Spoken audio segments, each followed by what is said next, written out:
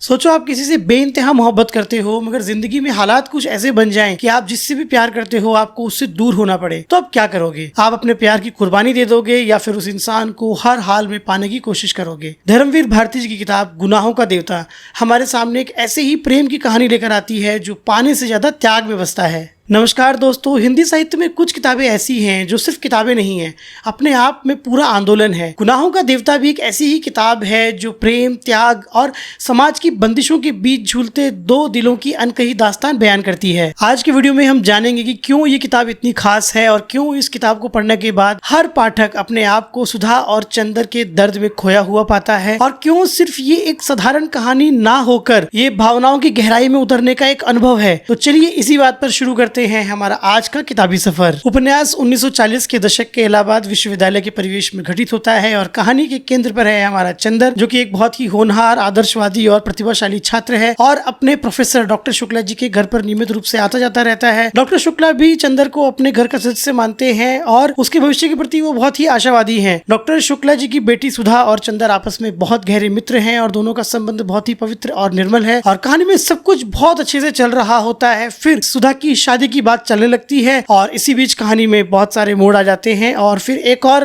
किरदार की कहानी में आगमन होता है, पामेला, जो कि एंग्लो इंडियन है और अपने स्वतंत्र विचारों के लिए जानी जाती है। उपन्यास सुधा, चंदर और पामेला जो तीन पात्र हैं, इनके जटिल संबंधों की कहानी है और उपन्यास इस बात पर सवाल उठाता है कि क्या प्रेम और जिम्मेदारी के बीच संतुलन संभव है? क्या मन और समाज के जो नियम हैं इनके बीच सामंजस्य बिठाया जा सकता है? धर्मवीर भारती जी ने ऐसा ताना बाना बुना है कि वो पाठकों को अंतिम पृष्ठ तक बांधे रखते हैं और जीवन के कई महत्वपूर्ण सवालों पर गहन चिंतन करने के लिए विवश करते हैं। किताब के बारे में और आगे बात करने से पहले मैं आपको बता दूं कि किताब आपको अच्छी लगेगी या नहीं, ये इस बात पर निर्भर करता है कि आपकी उम्र क्या है, क्योंकि ये जो किताब है ये युवावस्था के उस दौर पर केंद्रित है जब भावनाएं एकदम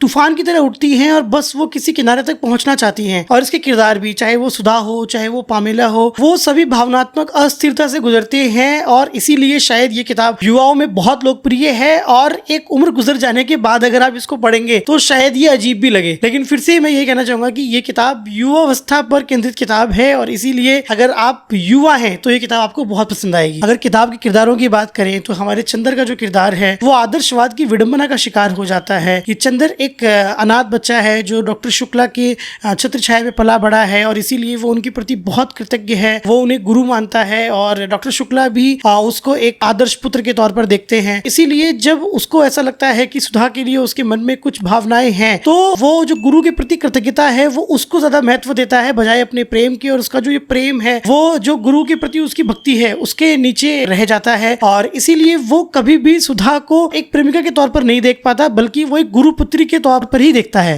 चंदर का किरदार नैतिक दुविधाओं से भरा हुआ है और एक तरह से उसमें दोगलापन भी है, क्योंकि एक तरफ वो पामेला के साथ में शारीरिक संबंध बनाता है और दूसरी तरफ वो सुधा के प्रति जो अपनी भावनाएं हैं उनको वो बहुत पवित्र मानता है और सुधा को वो हमेशा एक देवी बनाए रखना चाहता है। इसी तरह से वो एक तरह से जो पितृसत्तात्मक जो अहंकार है वो उसका प्रतीक है कि वो या तो नारी को पूज्या मानता है या भोग्या। सुधा का जो किरदार है वो पारंपरिक नारीत्व की छवि को चित्रित करता है जिसमें कि वो समर्पण और त्याग को ही अपना परम धर्म मानती है और वो चंदर को अपना देवता मान लेती है और उसकी हर एक इच्छा को वो बिना कोई चुनौती दिए, बिना कोई प्रश्न के स्वीकार करती चली जाती है। और वो, मुझे ऐसा लगता है कि जो सुधा का जो किरदार है वो जो नारी की दुर्बलता है वो उसको ग्लैमराइज करता है वो किरदार, और उसको पता नहीं है पर वो जो पितृसत्ता है वो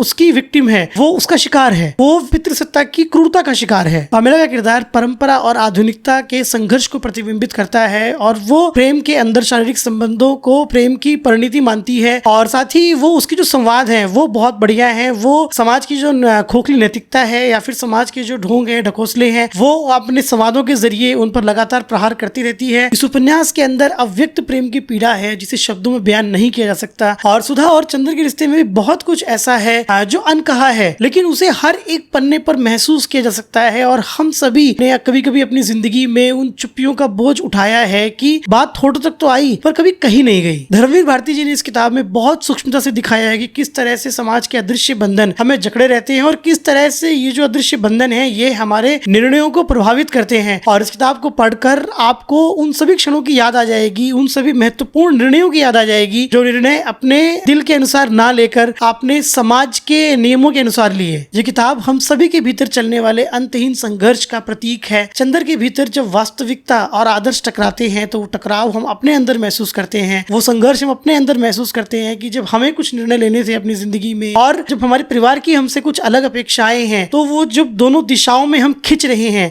तो वो जो ये सौंदर्य है, ये जो दर्द है कि दोनों दिशाओं में खिंचने का, ये आप इस किताब को पढ़ते वक्त महसूस करते हो और शायद यही बात इस किताब को बहुत खास बनाती है। और ये वीडियो बनाने के लिए जब मैं इस किताब के बारे में रिसर्च कर रहा था तो गुडरीड्स पर एक पाठक हैं अरुण नाम से, तो उन्होंने इस किताब के बारे में बहुत सुंदरता से कुछ लिखा हुआ था, वो मैं यहाँ पर साझा करना चाहूंगा। वो लिखते हैं कि ये धर्मवीर भारती जी की उच्च श्रेणी की लेखकनी व जीवन की उनकी अपार समझ